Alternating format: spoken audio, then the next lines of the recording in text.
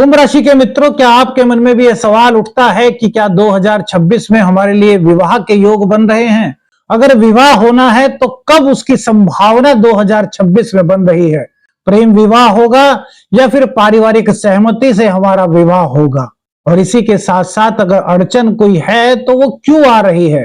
तो आज इन सब के बारे में मेरे मित्रों इस राशिफल में पता चलेगा। और इसी के साथ साथ एक चीज और, आपकी शादी तय हो जाती है और आप मैच मेकिंग करते हैं यानी कि कुंडली मिलान, तो गुणों पर तो सभी ध्यान देते हैं, लेकिन इसके अलावा वैदिक ज्योतिष के अनुसार 3 और क्या चीजें हैं जिन पर आपको ध्यान देना चाहिए, वो भी इस वीडियो में आपको पता चलेगा।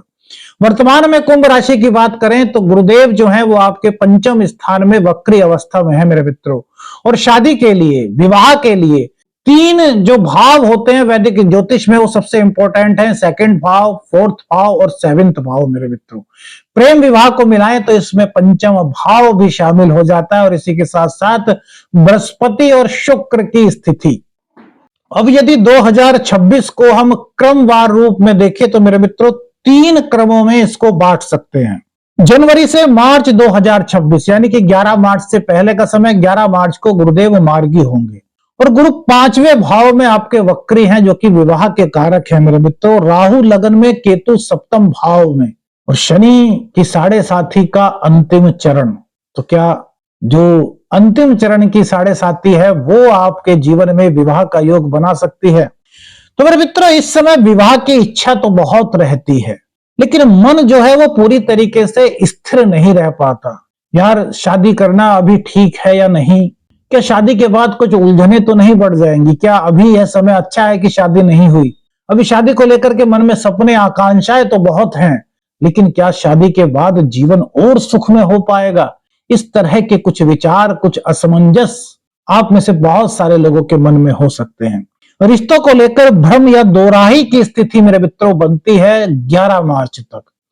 अब विवाह के योग यहां तो हम कमजोर ही मानेंगे मेरे मित्रों, कमजोर ही समझेंगे, लेकिन 11 मार्च 2026 का वो द्वितीय चरण जब गुरुदेव आपके पंचम भाव में मार्गी हो रहे हैं, तो सोच में अब धीरे धीरे आपके स्पष्टता आ रही है। शादी को लेकर के मन में विचार बलवती हो रहा है।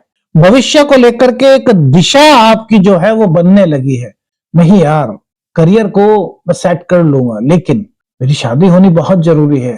अब लड़का और लड़की, यदि आप कुंभ राशि के हैं तो 11 मार्च के बाद आपकी सोच में यह परिवर्तन, यह बदलाव होता हुआ मेरे मित्रों दिखाई देता है ग्रह गोचर के हिसाब से। देखिए वैसे तो सबकी कुंडली के आधार पर ही विवाह योग का निर्माण होता है, लेकिन गोचर की स्थिति भी मेरे मित्रों वैदिक ज्योतिष के अनुसार मान्य होती है और इसका भी कहीं ना कहीं महत्वपूर्ण रोल होता है। लेकिन सबसे ज्यादा डिपेंड को करता है वो आपकी जन्म कुंडली पर करता है मेरे मित्रों। इसलिए आपको अपनी जन्म कुंडली किसी विशेषज्ञ को अवश्य दिखानी चाहिए यदि आप चाहते हैं तो। अब मेरे मित्रों ये जो समय है ये एक ऐसा समय है कि अब आप शादी करने के लिए मैच्योरिटी आपके अंदर आ गई। आप सोचने लगे हैं कि नहीं यार, अब चीजें सही होने लगी हैं और अब शादी का विचार मेरा बनना चाहिए। तो यहां पर विचार स्पष्टता बनती है और कुछ रिश्ते भी आ सकते हैं 11 मार्च 2026 के बाद। लेकिन एक तीसरा और महत्वपूर्ण चरण मेरे मित्रों शुरू होता है 2 जून 2026 को, जब गुरुदेव आपके 6ठे भाव में उच्च राशि में सक्रिय होते हैं। अब आप कहेंगे कि 6ठा भाव तो शादी के लिए बिल्कुल ही सेट नहीं है, लेकिन 6ठा भाव किसका है? आपकी नौकरी का है, रोग रिपू ऋण का है, मानसिक सोच में बदलाव का है, प्रोग्रेस का यह भाव है मेरे मित्रों।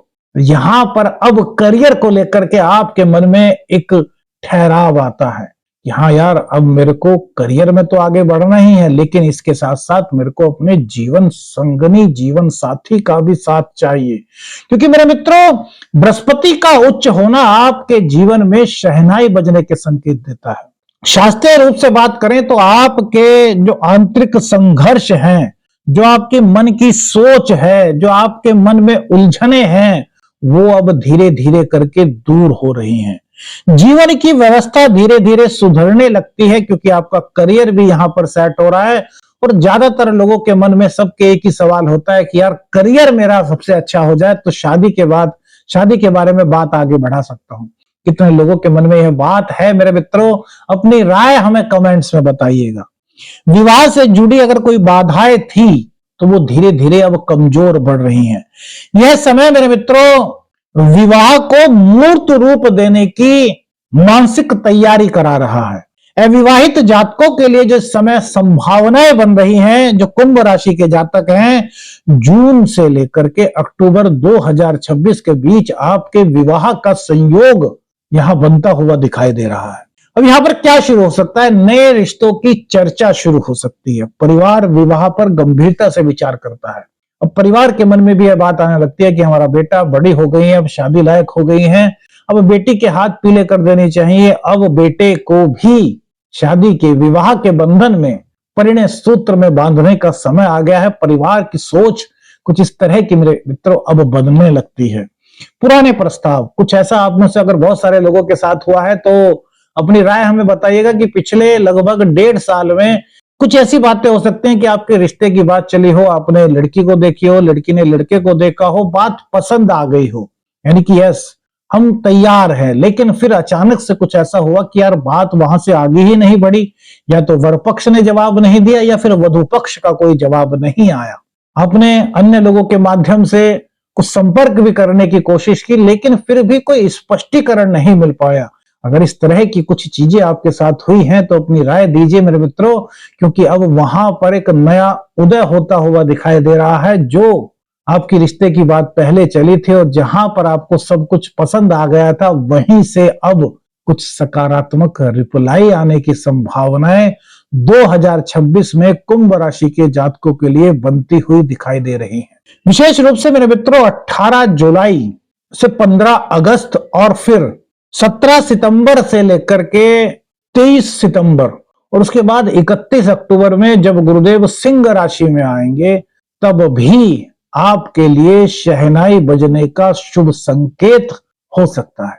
3-4 चीजें हमने बताई मेरे मित्रों, ये आपको ध्यान रखनी चाहिए। अब देखिए, इन महीनों में रिश्ता तय होने की, बात पक्की जाने की दिशा में संकेत तो मिलते हैं, लेकिन एक चीज हमारे मन में फिर भी, आप में से बहुत सारे लोगों के मन में होगी कि यार अगर विवाह में अगर बाधा है, संकेत कुछ ऐसे मिल रहे हैं, कुछ उलझन है, तो उसका कारण क्या है? मेरे मित्रों वैसे तो वो चीजें आपकी जन्म कुंडली से ही पता चलती हैं, लेकिन गोचर की स्थिति भी मेरे मित्रों कहीं ना कहीं इस ओर इशारा करती है। तो क्या गोचर में वो स्थिति बन रही है?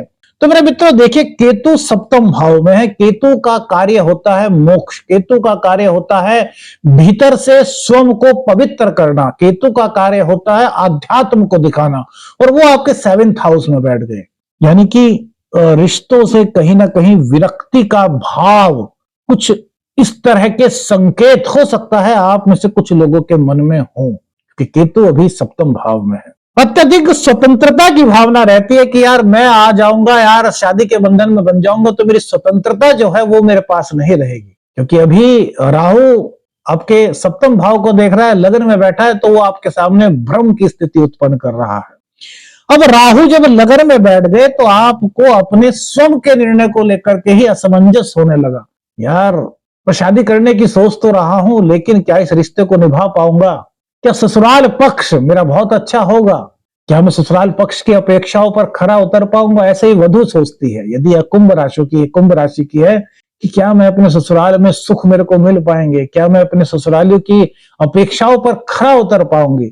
या फिर यार जो मैं स्वतंत्र हूं अपने पिताजी के घर, वो स्वतंत्रता मेरी कहीं छिन तो नहीं जाएगी? कुछ इस तरह की फीलिंग्स राहु की वजह से, लगन में होने की वजह से हो सकता है आप में से बहुत सारे लोगों के मन के अंदर हो। यदि है तो अपनी राय हमें बताइएगा मेरे मित्रों। और देखिए, शनिदेव 2nd भाव में है। शनिदेव की भूमिका बड़ी महती है मेरे मित्रों। 2nd भाव यानी कि आपके परिवार का भाव, आपके कुटुंब का भाव, और यहीं से तो आपके परिवार की सहमति आपके विवाह के रिश्ते के लिए मिलती है। और यहां पर शनिदेव बैठ गए तो कहा जाता है ज्योतिष शास्त्र के अनुसार, शनिदेव जिस स्थान में बैठते हैं उस स्थान के बल को बढ़ा देते हैं, यानी कि उससे संबंधित जो चीजें हैं उनको बढ़ा देते हैं। तो क्या बढ़ा रहे हैं? तो परिवार की जिम्मेदारियां, हो सकता है परिवार की जिम्मेदारियां आपके मन में आ जाती हो कि यार परिवार की जिम्मेदारी बहुत है, क्या शादी भी इसमें करना ठीक है? आर्थिक या पारिवारिक सोच का दबाव मेरे मित्रों, कुछ इस तरह की फीलिंग्स हो सकती है। लेकिन शनिदेव देर कराते हैं, ये बात ध्यान रखना, शनिदेव देर कराते हैं, लेकिन जो देते हैं वो बहुत बेहतर देते हैं। शनिदेव के बारे में एक ही बात कही गई है कि राहु छप्पर फाड़ करके देता है ज्योतिष शास्त्र के अनुसार और ले भी लेता है, लेकिन शनि बहुत धीरे धीरे देते हैं। लेकिन जब देते हैं तो स्थायित्व देते हैं, और यही इनकी दृष्टि चतुर्थ भाव पर है। तो सुख सुविधाएं भले ही देर से मिले, शादी की सुख यानी कि परिवार का सुख भले ही देर से मिले, लेकिन दे रहे हैं। और गुरुदेव उच्च के हो गए तो करियर को लेकर के चिंता है, वो दूर कर रहे हैं मेरे मित्रों। थोड़ा सा यहाँ पर लॉजिक होता है, जो लोग ज्योतिष को जानते हैं वो इस चीज को बड़े अच्छे तरीके से समझ पाएंगे। अब ये योग जो है ना मेरे मित्रों, जो शनि का सेकंड हाउस में है, इसमें से बहुत सारे लोगों को गलत फहमी होगी कि यार 7.5 है, यहाँ पर विवाह नहीं होता, या फिर सेकंड हाउस में शनिदेव इस वक्त गोचर में है तो विवाह के योग जो है वो नकारने वाले हैं। नहीं मेरे मित्रों, ये कभी भी विवाह को नकारते नहीं, बल्कि समय लेकर के सही निर्णय लेने की सीख देते हैं, और इसी कारण कुछ विलंब की संभावना बन सकती है मेरे मित्रों। अब आपके मन में सवाल होगा कि यार हमारा प्रेम विवाह होगा या फिर हमारा परिवार की सहमति से अरेंज मैरिज होगी, तो क्या योग बन रहे हैं? देखिए, इसके लिए पंचम भाव को देखना बहुत जरूरी है। पंचम भाव के स्वामी आपके बुध हैं। अब यदि आपके बुध उच्च के हैं, मजबूत स्थिति में है, शुभ ग्रहों की दृष्टि बुध पर है, और बुध यदि आपके सप्तम भाव पर बैठे, सप्तम भाव में विराजमान है, सप्तम भाव क्लीन है, यानी कि वहां पर किसी क्रूर ग्रह की दृष्टि नहीं है, तो विवाह, आपका प्रेम विवाह होने के योग यहां पर बनते हैं। अब गोचर की स्थिति की बात करें तो 2026 में 3 बार जो बुधदेव है वो वक्री हो रहे हैं। तो सप्तम भाव के स्वामी यहां पर सूर्य हैं। सूर्य और बुध की युति आपकी कुंडली में हो गई, तब तो अगर अन्य पाप ग्रहों की दृष्टि नहीं है और आपका सप्तम भाव नीट एंड क्लीन है, शुद्ध है, तो फिर तो मेरे मित्रों प्रेम विवाह के संकेत आपके लिए बन सकते हैं। लेकिन इन दोनों में से यदि कोई पीड़ित है तो थोड़ी दिक्कत हो सकती है, लेकिन ऐसा नहीं कि योग नहीं बन रहे, योग तो बन रहे हैं। प्रेम विवाह की बात करें मेरे मित्रों तो संकेत यह बताते हैं कि प्रेम विवाह की संभावनाएं 2026 में बन रही हैं, लेकिन प्रेम विवाह से पहले मानसिक स्पष्टता की आवश्यकता है। जिससे आप प्रेम करते हैं, एक बार आत्ममंथन कीजिए कि क्या वो आपके लिए सही हैं, क्या आपका प्रेम उनके लिए निश्चल है, कहीं आकर्षण तो नहीं है। ये चीजें आपको सोचने में मदद कर रहे हैं। कौन? शनिदेव सेकंड हाउस में बैठ करके आपके 4th हाउस को देख रहे हैं और फिर 8th हाउस को भी देख रहे हैं। समझिए मेरे मित्रों, शनिदेव हमारे सबसे परम मित्र हैं। तो अधिक संभावना तो पारंपरिक विवाह की है, लेकिन यदि कुंडली में बुध की स्थिति बहुत अच्छी है तो फिर प्रेम विवाह के योग भी, संकेत भी यहां पर मिलते हैं मेरे मित्रों। अब आपको उपाय बताएं जो कि जर्नल उपाय हैं, जिससे कि कुछ अड़चनें आपकी कम हो सकती हैं, उनकी संभावनाएं कम होने की बनेगी, नेगेटिविटी थोड़ी थोड़ी कम हो सकती है। उससे पहले वो 3 योग आपको बताते हैं मेरे मित्रों, जो अगर आपकी शादी तय हो गई है, मैच मेकिंग कर रहे हैं, तो कौन से गुणों पर आपको ध्यान देना चाहिए। देखिए मेरे मित्रों, वर और वधू दोनों की कुंडली में गुण वगैरह जो आप मिलाते हैं वो मिला लीजिए, लेकिन उससे पहले 2-3 चीजों को देखिए। सबसे पहले विवाह का मूल क्या है? विवाह का मूल है वंश वृद्धि।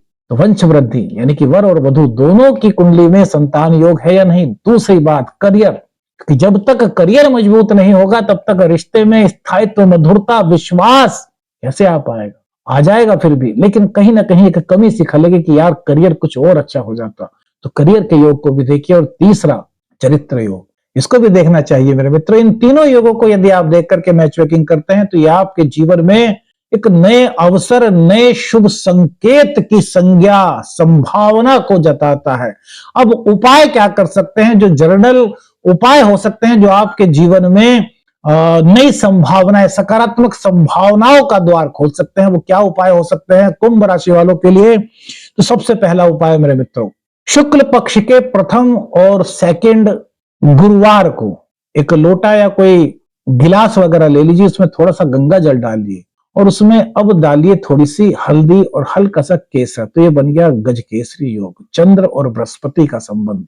अब मेरे मित्रों, इसमें 2, 4, 5 जो आपकी इच्छा है मुनक्का डाल दीजिए, फिर इसको शुद्ध पानी से भर लीजिए और अब किसी भी ऐसे मंदिर में चले जाएं जहां पर केले का वृक्ष हो, वहां पर जाकर के इस जल को केले की जड़ में दें और फिर वहीं बैठ करके 5 मिनट 10 मिनट जितना आपके पास टाइम है ओम नमो भगवते वासुदेवाय नमः का जाप करें। दूसरा उपाय मेरे, गणेश चतुर्थी के व्रत महीने में 2 आते हैं। ये प्रेम संबंधों के लिए भी एक बेहतर रेमेडी हो सकती है, श्रद्धा और समर्पण के साथ की जाए तो। अगर बुध आपका कमजोर है, बुध किसी तरीके से पीड़ित है, तो गणेश चतुर्थी का व्रत दोनों व्रत जो कृष्ण पक्ष और शुक्ल पक्ष दोनों में आते हैं, यानी कि महीने में 2, उनको कीजिए। और तीसरा मेरे मित्रों, सूर्य देव, क्योंकि वो ही आपके दाम्पत्य के कारक हैं, आपके दाम्पत्य के स्वामी हैं। तो रोजाना जल में रोली, कुमकुम, थोड़े से चावल, अक्षत और एक लाल रंग का पुष्प डाल करके सूर्य देव को अर्घ दीजिए। अर्घ देने से पहले 27 बार गायत्री मंत्र का पाठ कीजिए मेरे मित्र। कौन सी बात आपको आपके जीवन से जुड़ी हुई लगी, कौन सा संकेत आपको सबसे अच्छा लगा, कमेंट्स करके हमें बताइएगा। वीडियो अच्छी लगी तो लाइक और शेयर कीजिएगा। चैनल पर नए हैं, चैनल को सब्सक्राइब कीजिएगा। आदेश आदेश लखनी अंजन, हर हर महादेव।